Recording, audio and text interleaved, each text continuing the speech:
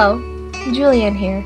This is a suggested itinerary for a 4-day adventure to Yellowstone National Park. We spread the geysers all throughout the 4 days to avoid having too much of them in a day, and we tried putting the more wonderful spots towards the end of the trip to keep the interest up till the end of the visit.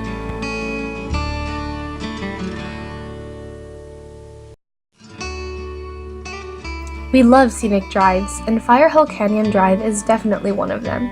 Don't forget to stop by the stunning Firehole Falls just about the end of the drive. The next stop we made was the Fountain Paint Pot. Coming here on the first day was a very good idea, as we would be visiting bigger geysers later in the trip. From the Fountain Paint Pots, we stopped by the Kepler Cascade and saw how awesome it was. The next stop was the colorful West Thumb Geyser Basin. We opted to have this geyser on the first day as it was close to the Yellowstone Lake and, in fact, had a walkway that led to a Yellowstone Lake. The Yellowstone Lake embodies pristine water, sandy beaches, and spaciousness. Except for a few kayakers from afar, our family had all the lake to ourselves. We had a couple cans of bear spray with us all the time, though. Gibbon Falls projected a magnificent landscape. We made this our first stop for the day and never regretted the decision. The Grand Canyon of the Yellowstone would be a boon to those who have deep appreciation for magnificent canyons, gigantic falls, and celestial views. We went down the Lower Falls Lookout through the hiking trail, and back up the Grand View and inspiration points all located at the North Rim. The Norris Geyser Basin covered a rather large area.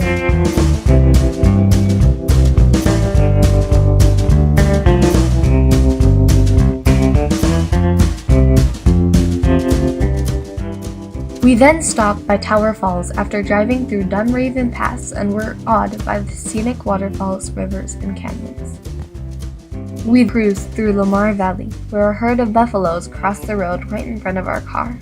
We felt so blessed as seeing wildlife quite close was a very exhilarating experience.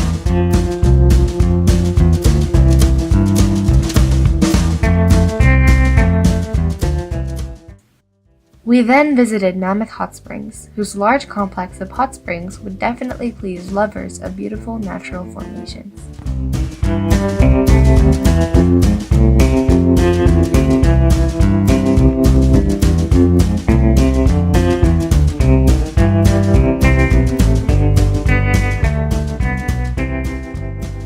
The secret spot, where the cold Gardner River and the hot boiling river converged, was our last stop for the day. We had to hike to get to the place, which not every Yellowstone visitor would know about, but dipping into the warm water was all worth the effort and time. We took in the delicate beauty of the grand Prismatic spring both from a few yards away and from the viewpoint on top of the mountains. We had to take a hike from the Fairy Falls parking area to get there.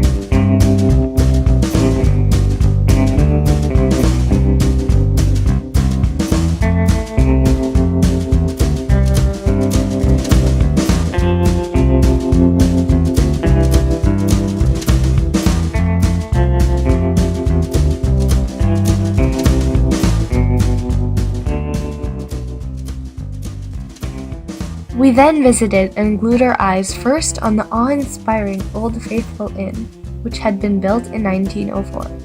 This was one of the places where predictions of the eruptions of the geysers, including the Old Faithful Geyser, were handy.